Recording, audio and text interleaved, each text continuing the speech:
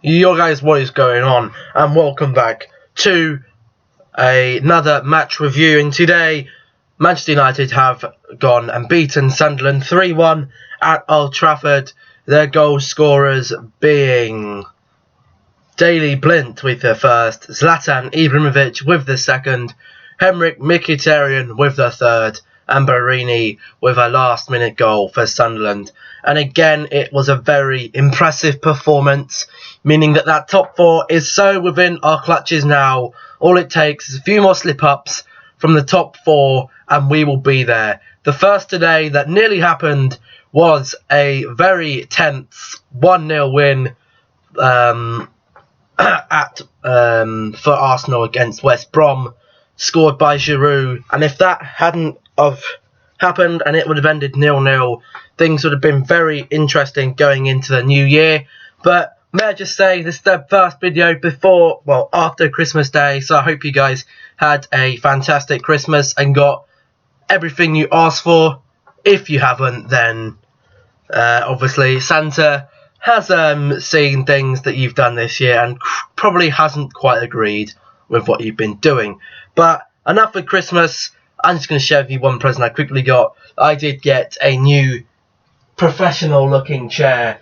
I'll just stand up here. It is a very nice chair. Doesn't make the clunky noises. We'll all go. But into the United match. And for me, it was again another solid performance. And we're now getting the goals, which is what we've been missing. We've been missing the clinicalness, and it's starting to come again. 3 goals in the match. Our 5th successive win in all competitions, and it was a very dominant performance. 62% possession is what you'd expect. I mean, maybe a little bit higher, but for me, when United hold on to the ball for too long, they just get slow and sluggish, which is, I don't want to see that. And bearing in mind, I didn't see most of the match. I only saw parts of the match, because it wasn't on Sky and it wasn't on BT, so it was pretty hard for me to watch. But United did end up getting a total of 26 shots and 9 on target, which you may think, 9 on target at 26, but in reality, in a football match, that kind of stuff does happen, unless you're just all only going to shoot when you know you can score, which is a technique that very little clubs nowadays do. But we did have 5 corners and give away 6 fouls.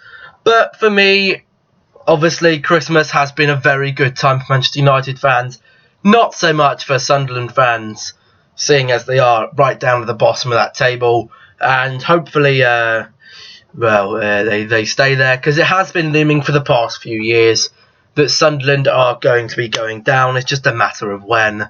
And obviously last year you had Sam Allardyce saving them.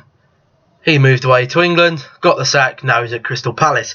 Moving on to the performance of Manchester United, and for me, again, there's one player that absolutely bossed it. It was Paul Pogba. He was controlling the midfield, which is what you want him to do. He's a big midfielder.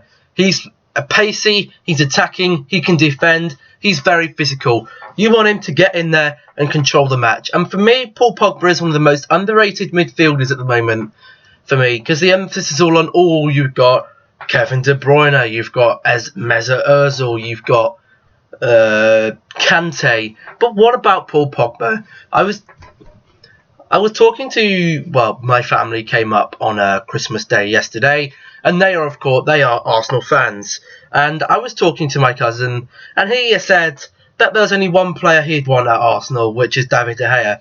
For me, there's a few players in the Manchester United lineup that are very underrated at what they do.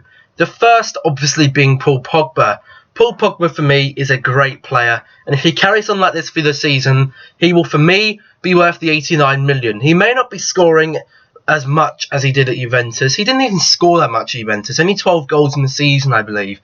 And he also he's grabbing a few assists for himself, but maybe that's not what Jose Mourinho brought Paul Pogba to do. He brought in Mkhitaryan and he brought Ibrahimovic. They're 2 players that are going to go up there and going to get assists and goals. Maybe he just brought Paul Pogba to control the match. That is kind of what United have been missing for the past 2 or 3 years for me. The control in the match.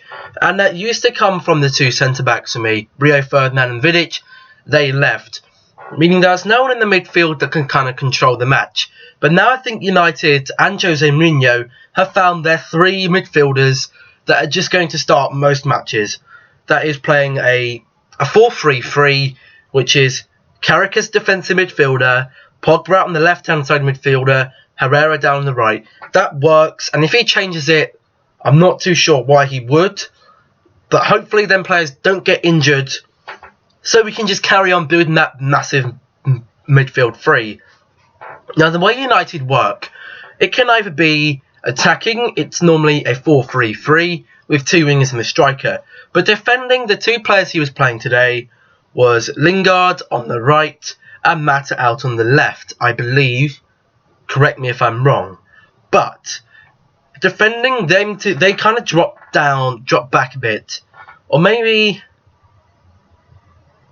Actually, no. Mata was on the right, Lingard was on the left. And defending, it kind of turns into a 4-1-4-1. Meaning there's Zlatan Ibrahimovic, who obviously is at the back, waiting to pick up the ball on the halfway line. And we have 9 other outfield players floating in the United half, getting ready to burst away. And for me, that is a system that needs to be out of work. But it is working, and I'm not going to complain. I want to score... There's 2 things I wanted from this year. To be able to see out a match and to start scoring. 2 things, well, we were able to see out matches last year just about. But seeing out matches confidently, getting the goals.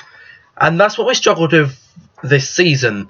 We struggled scoring a goal and then not letting it slide and just carry on. You need to keep up the pressure. That's happening. I'm very happy. Obviously, Smalling and Bailey, where do they stand? Where does Luke Shaw stand? I don't know. Daley Blind had a very nice finish, and so did Henrik Mkhitaryan. Later tonight, the highlights will probably be, or the goal will probably be around the internet on YouTube. Go and check that out, because it's an absolutely amazing back-heeled goal by Henrik Mkhitaryan.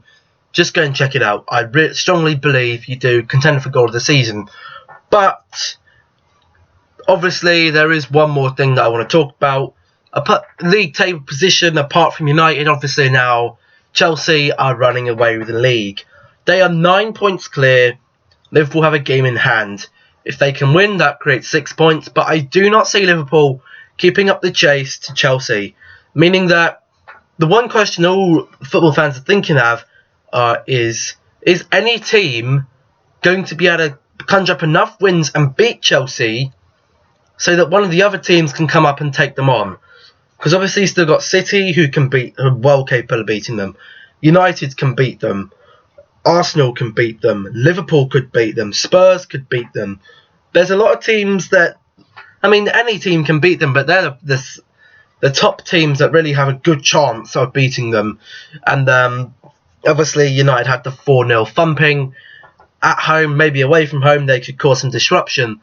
I don't know, but at the moment, for me, I would say that Chelsea have gone and won this league already.